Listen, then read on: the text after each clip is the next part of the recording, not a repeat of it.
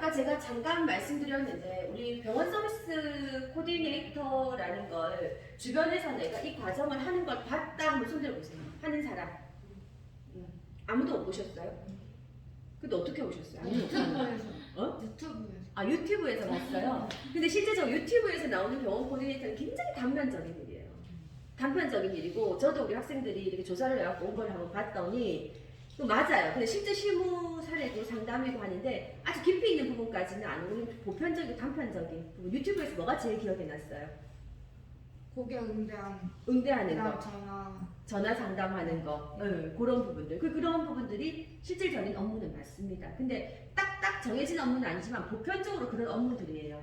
또 내가 주변에 뭐 친구나 지인 중에서 이런 과정을 하는 걸 봤다. 한 명 있어요? 혼자만 많이 보셨네. 많이 보고. 제가 아까 얘기했습니다. 가장 중요한 부분입니다.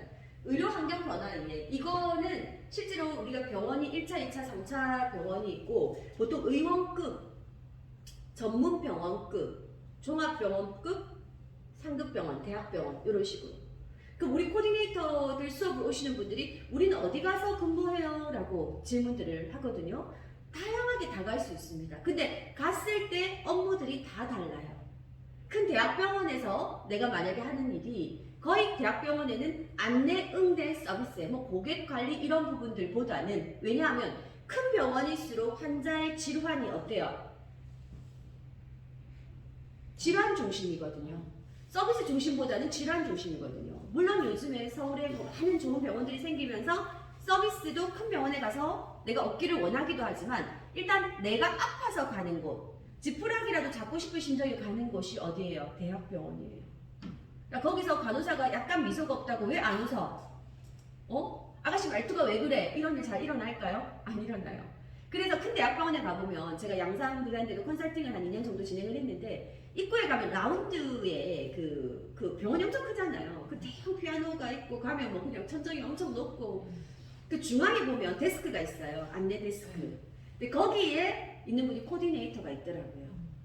오면 거기는 사람들이 오면 가서 안내해줘요. 가서 뭐 고객님 안녕하세요, 어서 오세요 이게 아니죠. 실제로 상황이 그래요. 오면 안내해드려요. 뭐 병원의 그 면회 시간 몇 시부터 몇 시인 거. 그럼 뭐 어떤 안내? 딱 정해진 그 안내. 환자들의 뭐를 위해서, 편리를 위해서. 그리고 위치가 너무 동선이 다양하니까 그런 안내. 그리고 일반적으로 우리 선생님들이 가서 하는 코디네이터 자격증이 없어도 들어가가지고 있으면 더 좋으면서 할 수 있는 게 보조예요. 외래에서 보조. 너무 동선이 길고 서류 업무나 왔다 갔다 하는 업무들이 많으니까 그 직원을 도와서 그냥 거의 심부름이라고 하는 보조 업무라는 게. 그래서 어떤 내 가치를 가지고 내가 계속 올라갈 수 있는 그런 업무라기보다는 거기서 그냥 그 안에서 규칙적인 시간과 출퇴근 시간을 확실히 지킬 수 있어요. 큰 병원일수록. 우리 간호사들도 그러죠. 만약에 예를 들어서 내가 간호사든 간호조무사든 대학병원이나 큰 병원으로 갈수록은 칼축하기 원하는 사람, 딱 내 일 맡은 것만 내가 딱 하면 되는 사람. 근데 내 주도에 의해서 무언가를 만들어갖고 성취감을 얻고 계속 나는 더더 올라가고 싶고 업무의 역량을 내가 강화할수록 내 자리나 내 위치도 올라갈 수 있고 발전할 수 있다. 그러면 이제 작은 병원으로 개인이 운영하는 병원으로 내려오는 게 좋아요. 그게 좀 제일 다른 점입니다. 자, 그래서 큰 병원에서 할 수 있는 부분들은 뭐 나이가 조금 있으신 분들, 젊으신 분들은 보통 외래라고 해서 밑에 이제 OPD라고 해서 그냥 당일 진료받고 진료 가는 사람들 있죠. 이런 사람들이면 병동이라고 해서 입원한 환자들을 우리 관리해주는 그런 곳에는 좀 여사님, 보조, 간호보조, 간호사를 보조해주는 그런 업무 시스템을 활용하는 것이 종합병원, 대학병원에서 어떤 서비스 코디네이터로 할 수 있는 부분이 제가 그렇게 많이 권하지는 않아요.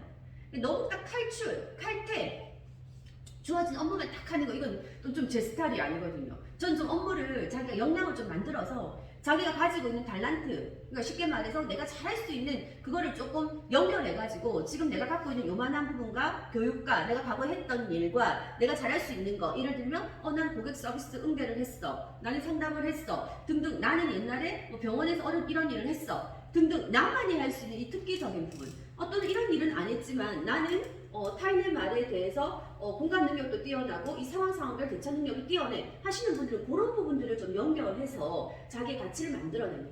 얼마든지 지금 1차 의료기관, 즉 치과, 성형외과, 피부과, 한의원, 안과, 비만 클리닉, 탈모 클리닉 등등에서 이거 전부 비보험 수가 병원들이거든요. 이런 데서 굉장히 많이 활동을 하고 있죠. 네, 저는 그런 부분들. 그래서 이 의료 환경이라는 것은 병원이 모양이 생겨먹은 게 이런 1차 의료기관이 있고 2차 의료기관이 있고 3차 의료기관이 있구나. 1차 의료기관이라는 것은 의원급들. 의원이라는 것은 사실 병상수에 관계가 없는 것을 얘기하거든요. 병상수에 관계없다라는 것은 병상이 없어도 병원을 만들 수 있는 거. 병상이 29개까지는 의원이라고 해요. 근데 안에 입원실이나 병상 베드라고 얘기를 하는 이게 30개가 넘으면 밖에 의원이라는 명칭을 쓰면 안 되고 병원이라는 명칭을 분명히 쓰셔야 됩니다. 이해되시죠? 근데 병원도 여러 개를 보는 것은 종합병원이고 한 개를 특화된 걸 보겠다는 것은 전문병원이에요. 성형외과도 성형외과 전문병원 보셨나요? 있어요. 안과도 안과 전문병원이 있어요. 의원이 있고 병원이 있어요. 좀 더 크게 해서 입원 환자를 받겠다라는 거예요. 물론 입원 환자는 의원에서도 받을 수 있어요. 근데 아까 몇 개까지? 베드가 29개까지. 100개를 넘어가면 종합병원이라는 명칭을 쓰게 됩니다. 그래서 그 크기에 따라서 병원의 규모가 달라지고 그 규모에 따라서 서비스의 역할이나 역량이 달라진다는 거죠. 그래서 오늘 제가 하는 말이 막 인터넷, 유튜브 당당하게 당당하게가 아니라 너무 많이 이렇게 오지만 그 사람들이 보는 관점에서 보는 거는 그렇게 보는 거. 물론 저도 제 관점에서 보는 거. 이게 책에 교과서적으로 이래요. 코디네이터는 여기서 이래요. 이 일을 해요. 딱 명시된 게 없어요. 아까 말했듯이. 그래서 일반적으로 어디를 가서 내가 묻고 어떤 사람한테 내가 그 답을 들었느냐에 따라서 코디네이터 역할이 엄청나게 달라지죠. 그래서 예전에 의료 출신 강사가 아닌 일반 서비스 출신의 강사들이 얘기를 했을 때 그 서비스라는 걸 듣고 병원에 들어가면 그래서 욕을 많이 먹어요. 지가 코디네이터면 코디네이터지 월급을 얼마 달라고 해요. 저희 원장님이 저한테 그런 말을 한 적이 있었고요. 코디네이터로 온 사람도 내 코디네이터인데 이런 식으로 막 말을 하고 마치 내가 중간 관리자나 된 듯이 교과서에 있는 그대로를 읊고 있는 분들이 많더라고요. 들어가서 재구시를 제대로 못 해내니까 병원에서는 어떻게 돼요 지금? 그냥 자리만 비어있다고 코디네이터를 뽑는 게 아니라 그 역량을 다할 수 있는 사람들을 원하는 겁니다. 그 역량을 못하는 사람들이 들어와가지고 그냥 미소만 짓고 안내만 하고 응대만 하면 딱 그 수준의 급여, 또 그것도 못하면은 아예 없는 이만 못한 사람, 이렇게 돼버리는 거예요. 그래서 지금 앞으로는 더 하겠죠. 앞으로 지금 이제 이 시기 이후에는 좀 더 고객들의 요구 수준은 자꾸 올라가고 있습니다. 이렇게 자꾸 올라가는데 어느 날 멈출까요? 아니면 계속 올라갈까요? 계속 올라갈 거. 우리 학생들 어제 그 대학에서 우리 학생들 지난주에 물어봤더니 멈춘대. 이제 많이 올라갔으니까 설마 이거 이상 더 올라가겠니? 20대들 생각 멈춘대. 20대들은 그렇게 생각하나요? 그렇게 생각 안 하나요? 계속 올라갈 것 같나요? 자, 고객 서비스 응대 일을 내가 해봤다. 한번 손 들어보세요. 해봤다. 그렇죠. 두 분 다 안 해봤네요. 계속 올라갑니다. 계속 올라갑니다. 그래서 이런 환경 속에서 의료 환경 변화 아셔야 됩니다. 그래서 의료 환경, 아까 말한 병원은 그런 게 병원이구나 하는 그런 것들을 좀 공부를 하는 거고, 그 병원 안에서 우리가 들어갈 수 있는 부분에서 아까 전문 병원 제가 얘기를 했는데 아직 코디네이터를 뽑지는 않지만 앞으로 많이 활성화될 것 같다. 될 것이다. 왜? 고객 수준이 자꾸 올라가니까. 그런 전문 병원은 지금 척추 디스크 전문 병원, 그죠? 그 다음에 성형외과 전문 병원, 안과 전문병원, 이제 그런 병원보다 여성 전문병원이 좀 많아요. 여성 전문병원. 개별적으로 지금까지는 그 전문병원도 아파서 가는 곳이잖아요. 아파서 가는 곳이기 때문에 코디네이터의 친절은 필요해요. 그래서 이 사람 주사도 놓고 약도 주고 해야 되니까 꼭 코디네이터보다 어떤 사람을 뽑겠어요? 간호사인데 코디네이터 자격증이 있고 인성이나 마인드가 괜찮은 사람. 그게 경영면에서 효율적이라고 생각을 하기 때문에. 당연히 내가 원장이라도 안 그러겠어요? 근데 그게 한계가 좀 있습니다. 한계가 분명히 있어서 분명히 별도의 서비스를 할 수 있는 사람을 채용하는 게 훨씬 더 경영면에서 도움이 된다는 거를 지금 조금씩 알아가고 계셔서 어떻게 문의를 하냐면 코디네이터 한 명 뽑으려면 그게 얼마 정도 줘야 돼요? 이런 문의들을 지금 많이 하고 계시거든요. 그건 분명히 필요한지는 알겠는데 뭡니까? 굳이 코디 아파서 오는 건데 코디가 필요하겠어? 서비스 잘하는 간호사나 간호조무사 뽑으면 안 되겠어? 하는 그런 쪽 조금 서비스적으로 의식이 있으신 분들은 뽑기도 합니다. 그래서 제가 컨설팅한 모 여성 병원도 불임병원인데요. 입구에서 안녕하십니까 인사하고 오는 사람 첫 접점이 굉장히 중요하다는 걸 인식하시는 분들이 그렇죠. 그래서 들어와서 이 사람이 헤매지 않고 어디로 가야 되고 어떻게 해야 되는 거를 당황하지 않고 두리번거리지 않고 해줄 수 있는 사람을 찾기 위해서 보통은 원무과로 가는데, 원무과는 다른 사람을 접수하고 이러느라고 이 사람을 볼 여유가 없고 간단한 단답식이니 그런 역할을 하는 사람들을 일부러 뽑습니다. 그래서 지금도 그분을 뽑아달라고 한 상태고, 지금 거기 병원 제가 컨설팅한 병원이기 때문에 또 제 연락을 기다리시고 있는 것 같아요. 그래서 그런 부분에서 또 아무나를 또 소개시켜주면 안 되잖아요. 그래서 좀 들어가서 그런 응대나, 이거는 진짜 마인드, 아까 제가 말한 그 습이 조금 잘 배어 있는 사람, 별별 사람 다 있기 때문에 그런 게 필요한 거죠. 그래서 이런 습이 전문 병원에서는 그런 정도고, 제일 많이 뽑는 것은 1차 의료기관입니다. 1차 의료기관이 아까 의원이라고 보시면 되고, 의원의 과는 얼마나 많습니까? 그죠? 한번 네, 많죠? 한번 불러보세요. 우리 쌤 제일 많이 가니까 어디에요? 산부인과. 산부인과. 결혼도 안 하고 무슨 산부인과? 내과. 여성이니까 산부인과 많이 가. 산부인과, 이비인후과, 뭐 치과, 사망외과. 성형외과, 피부과. 피부과, 안과, 뭐 이렇게 많이 가죠, 그죠? 거기서 아파서 가는 것이 있죠. 아파서 우리 선생님들이 꼭 아파서 치료받아야 되기 때문에 가는 곳이 있죠. 안 아파서 가는 내과. 곳. 내과. 그렇죠. 이렇게 보시면 돼요. 이 니즈라는 것은 욕구를 얘기하고 필요성을 얘기를 하는데, 이 니즈가, 자, 우리 소비자 입장의 니즈가 있고, 누구 입장? 전문가 입장의 니즈가 있어요. 소비자 입장의 니즈라는 거는 우리 선생님들이 나 이거 꼭 치료받아야 돼! 하는 거예요. 나 이거 치료 안 받으면 안 돼! 이런 거. 나 아파 죽겠어 지금, 너무 열이 나, 치료받아야 돼! 그리고 보험 돼요. 근데 나 내 눈에 쌍꺼풀 없는 거는 참을 수가 없어! 보험 안 돼요. 왜? 이거는 생명의, 그러니까 전문가 입장에서 생각했을 때 이거 별로 안 중요해 하는 거는 보험이 안 돼요. 그럼 어디까지가 보험이 되냐면 요까지예요. 요까지. 전문가 입장에서 이거 꼭 치료받지 않는 안 돼 하는 그게 있어요. 요까지가 보험이 돼요. 전문가는 의사 집단 얘기를 하겠죠. 소비자 입장에서 아까 말했듯이 꼭 치료를 받아야 되는 부분도 있고, 요쪽 범위까지는 선생님 저는 제 복부에 이렇게 살이 많은 거 저는 1초도 용납할 수 없어요. 그래서 저는 이거 꼭 빼야 돼요. 왜 보험 안 돼요? 본인의 그런 거죠. 네, 운동에. 이런 거 보험 안 돼요. 그래서 요걸로 쳐서 요걸 비보험, 요걸 보험이라고 한다면, 사실은 보험이 되는 거는 보험이 되기 때문에 본인이 내야 될 부담률이 그렇게 많지가 않아요. 그렇죠? 그렇기 때문에 막 서비스를 중심으로 하기보다는 치료 중심. 근데 아까 보험이 안 되는 거는 그건 네 문제니까 네가 돈을 다 내.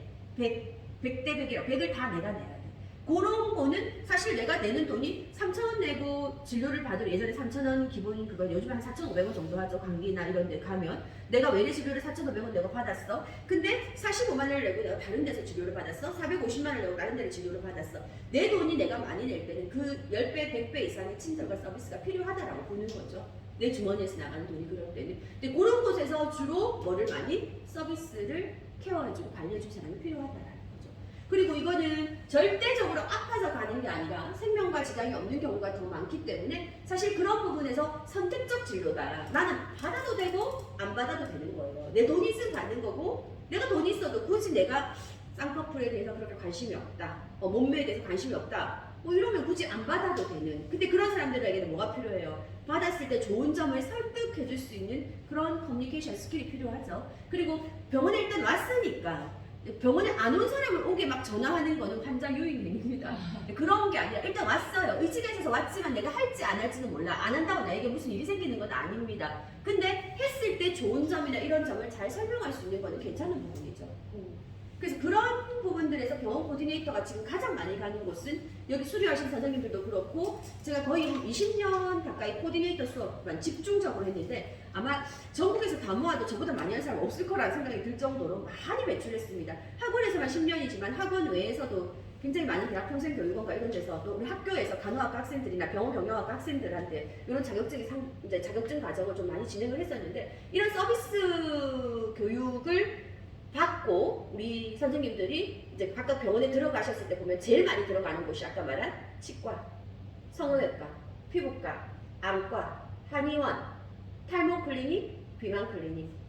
다 방금 특성이 있어요. 뭐 어떤 곳입니까? 비보험 되는. 이해되시죠? 이런 쪽으로 많이 갑니다. 그럼 선생님들이 아마 잡사이트에 들어가서 병원 코디네이터 또는 병원 실장쯤에 상당히 많은 곳들이 나올 겁니다. 근데 그거를 들어가가지고 근데 학력무관, 나이무관, 경력무관 이게 제일 많이 눈에 띄실 거예요. 90% 이상이. 그럼 선생님들이 아싸 하고 갔어요. 만만치 않습니다. 들어가가지고 일주일을 버티기가 어렵다.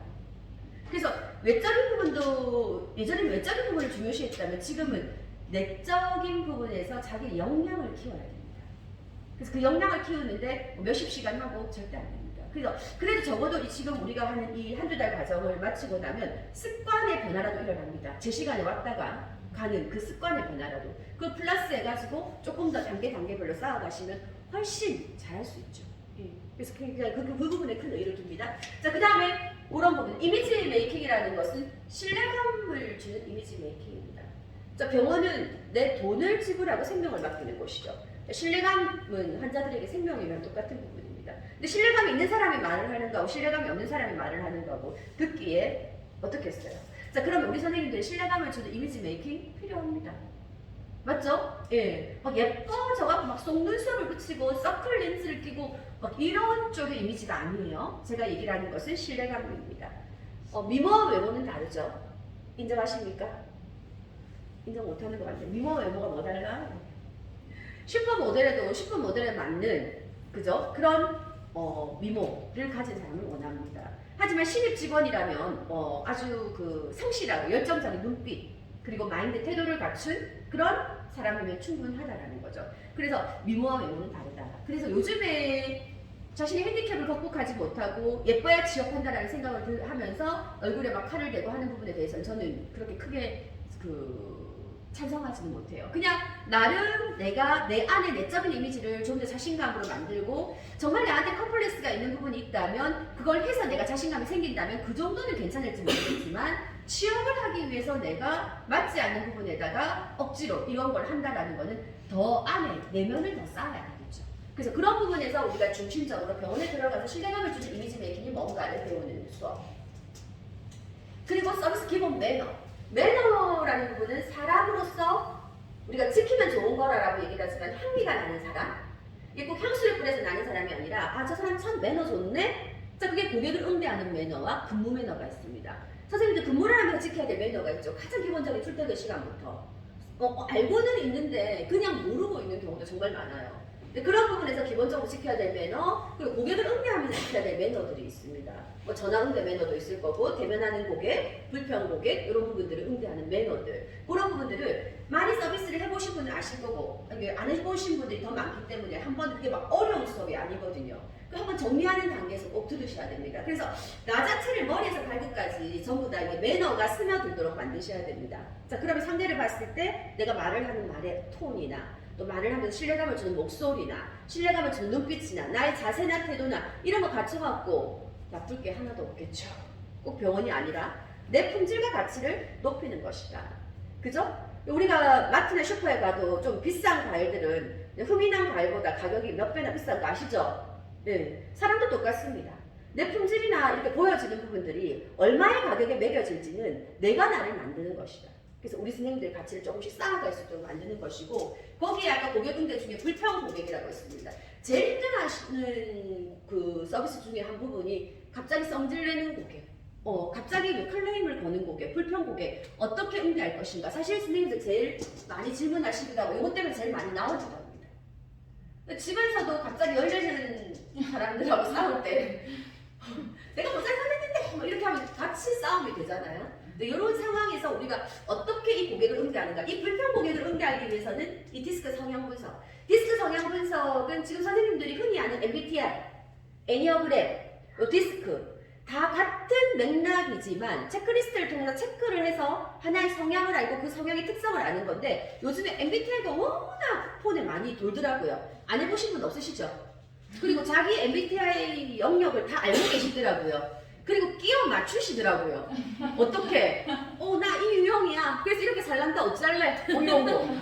아유, 네가 그 유형이니까 그렇거든. 진짜 잘못되는 거 아니에요. 여기서 우리가 디스크를 배우는 거는 물론 인지하고 안다는 것만으로도 진짜 중요하지만 그렇게 해서 자기를 깨워 맞추고 거기에서 살면 안 돼요. 맞죠? 그죠? 어떻게 해야 됩니까? 우리 고객을 응대하려면 아유, 저 왕진상 고객, 저 유형이라 저 분명히 무슨 형일 거야. 뭐 이렇게 생각을 해버리고 그냥 내 합리화죠. 근데 그렇게 하시지 마시고 이 유형을 이해한다는 것은 유형을 끼워 맞추기 위해서가 아니라 유형을 이해하기 위한 이해의 시작이다라고 생각을 하셔야 돼요. 그 고객을 이해하기 위한 이해의 시작이고 타인을 이해하기 위한 이해의 시작이다. 나는 이런 유형이니까 이렇게 살래 어쩔래 이렇게 자기 체념을 걸어버리고 더 이상 발전하지 않으려고 하는 것은 거기서 내가 더 이상 다른 사람과의 관계나 이런 데서 좋게 문제를 해결할 수 있는 그 부분을 내가 차단하고 막아버리는 거죠. 그래서 나의 장단점, 내 유형의 특성을 알고 내가 이런 점 때문에 타인과의 관계에서 약간 막힘이 있었구나. 내가 이런 점은 나에게 참 좋은 점이구나. 개발할 것은 좀 더 잘 개발하고 극대화하고 조금 단점은 최소화하면서 장점으로 전환할 수 있는 것은 바꾸면서 자기를 성장시키고 발전시켜 나가는 게 이 유형 분석의 부분입니다. 자, 그래서 우리는 그 정도는 알아야죠. 이 과정에서. 그래서 그거를 MBTI 애니어그램 디스크의 맥락에서 디스크를 중심으로 배우게 될 거고, 자, 그러면 우리는 이제 현장에 가셔서는 그런 각각의 유형들을 보는 방법을 알아야 됩니다. 저 유형은 무슨 유형. 단정을 짓는 거는 무리지만요. 그 유형의 특성을 분석하고 나면 그 유형을 응대하는 방법이 있어요. 예를 들어서 D형 스타일들은 굉장히 단호하고 직선적이며 공격적인 분들이 많습니다. 이 성격이 급하죠. 그 사람이 아무 이유 없이 공격하지는 않아요. 했던 말을 또 시키고 이유 없이 기다리게 하고 나를 뭔가 답답하게 하고 지체하게 하고 뭔가 뜻대로 이제 순서대로 하기로 한 게 안 되고 했을 때 가만히 참는 고객이 있는가 하면 도대체 하면서 막 이렇게 나올 수 있는 고객들이 있어요. 약간 직선적이죠. 자, 그런 고객들에게 흥분도 잘하고 성격도 급하고 결과 중심을 원하는 이 고객에게 계속해서 지체하게 하고 죄송합니다 하고 아니면 고객님 하고 따지거나 이래서 더 열받게 되고 문제가 더 커지게 된다는 거죠. 그래서 각각의 유형에 맞도록 그 유형을 응대하는 방법을 아는 건 너무 중요하겠죠. 네, 그런 수업들을 여기서 진행을 할 겁니다. 자, 그 다음에 아까 말했던 원무 행정이라는 것은 돈을 주는 병원의 조직을 크게 두 조직으로 나눈다면 진료 파트, 스태프들, 의료, 그러니까 즉 환자의 몸을 대상으로 하는 진료기 때문에 여기에서 뭐라고 하죠? 주사를 준다든가 약을 준다든가 뭐 치료를 한다든가 이런 부분을 진료 파트라고 합니다. 그 외의 파트는 행정 파트에서 급여를 계산을 한다든가 총무과, 원무과, 뭐 홍보부, 기획부 이런 게 병원이 클수록 과가 많이 나눠지고 작으면 그냥 원무 파트 하나. 그리고 이제 좀 더 작은 의원에서는 데스크, 이거는 거기서 수납하고 리셉션 이런 의미로 쓰는 거죠. 그래서 그런 부분에 거기서 뭐 이렇게 요즘에는 다 기계화 자동화 전산 시스템 되어 있으니까 따다다다 누르고 딱 하면 되지만 그런 부분을 볼 수 있는 눈들 거기서 보험 비보험이라는 건 무슨 용어인가 환자들이 내는 이 돈은 어떻게 해서 이만큼을 받고 어떻게 하면 공단을 어떻게 청구를 하는가 그럼 청구하는 가장 기본적인 방법들은 어떤 게 있는가 알아도 되고 몰라도 되지만 서비스 코디네이터가 되기 위해서는 그래도 우리 정연아라는 이름을 걸고 하는 교육원에서는 알 거는 다 알아야 된다. 그래서 듣기 싫은 사람은 안 와도 된다라고 제가 얘기를 해요. 토요 수업이고 선생님들이 난 원고하면 머리에 치가 내려가면서 안 와도 됩니다. 근데 나 좀 한번 들어보고 싶다. 근데 그걸 다 내 걸로 흡수하려면 힘듭니다. 비의료인이. 의료인인 저도 그 수업 들을 때 고리 아파하는데 청구 한번 배워보려 하다가 그래서 저는 딱 닫았잖아요. 그래서 우리 선생님들이 거기에 대해서 너무 욕심내지 말고 한번 용어들 들어보고 그리고 강사님도 지금 청구 관련 강사님은 뭐 거의 의사 청구까지도 전문의를 강의를 할 정도로 대형 병원에 계신 분이라 그 실력이 엄청납니다. 근데 우리 선생님도 좀 초보인데 엄청난 실력을 가지고 그 어려운 걸 강의를 절대 안 하시겠죠. 그거는 하나마다 선생님들이 못 알아듣는 소리니까 선생님들 수준에 맞게 병원에서 꼭 알아야 돼. 그런 중심의 원무적인 행정과 법이나 이런 부분을 설명을 하실 겁니다. 그런 원무 행정. 그 다음 아까 우리 선생님이 유튜브에서 제일 많이 보이는 게 지금 이 CRM이죠. 고객 관리죠.